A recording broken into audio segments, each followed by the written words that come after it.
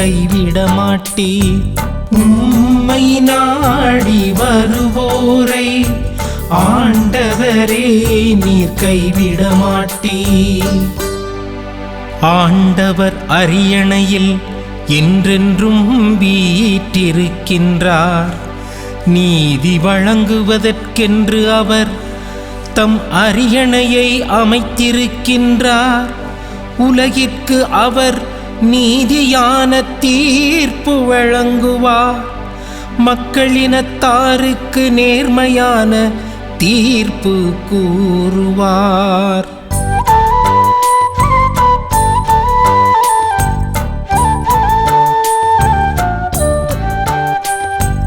உம்மை நாடி வருவோரை ஆண்டவரே நீர் கைவிட மாட்டீர்.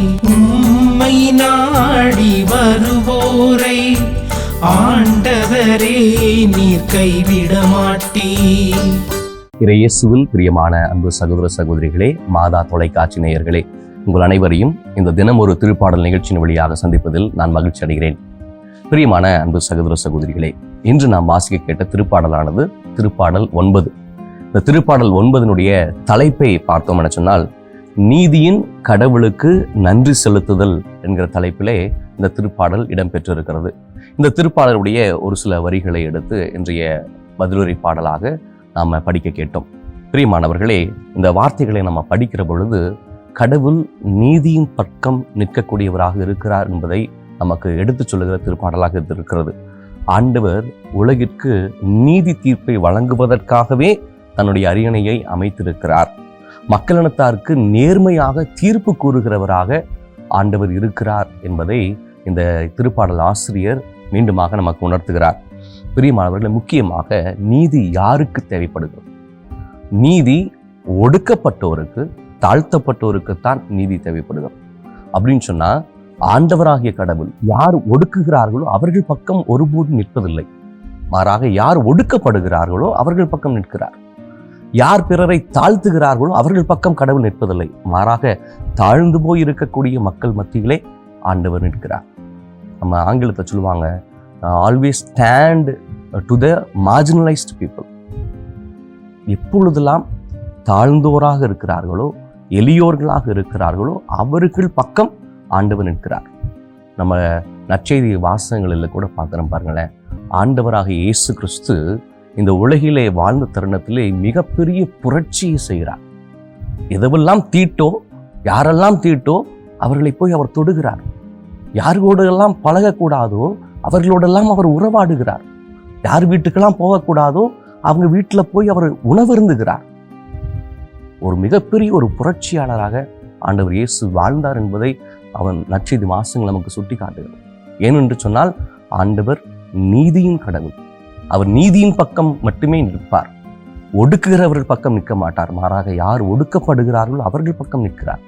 அதைத்தான் இந்த திருப்பாடலும் நமக்கு மிக தெளிவாக சொல்லுகிறது.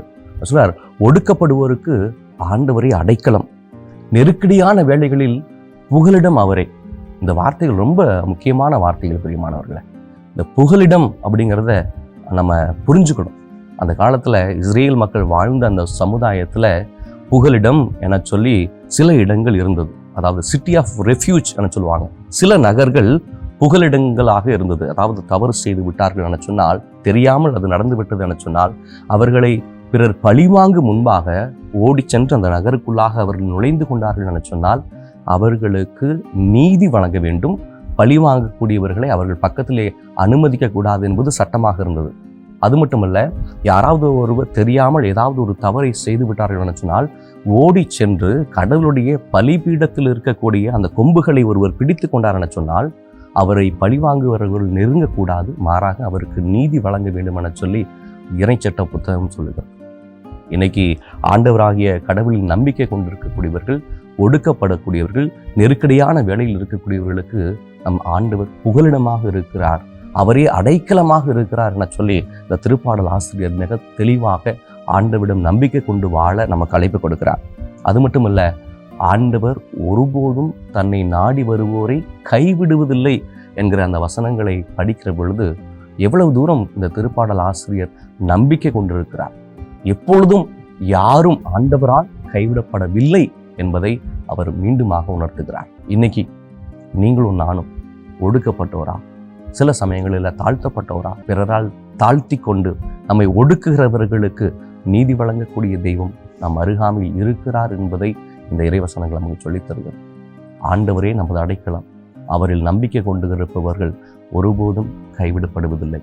அதை மனதிலே ஆழமாக நாம் நிறுத்தி கொண்டால், இறைவனிடத்திலே நம்பிக்கையோடு நாம் ஜெபித்தால், கட்டாயம் நீதியின் தேவன் நமக்கும் நீதி வழங்குவார்.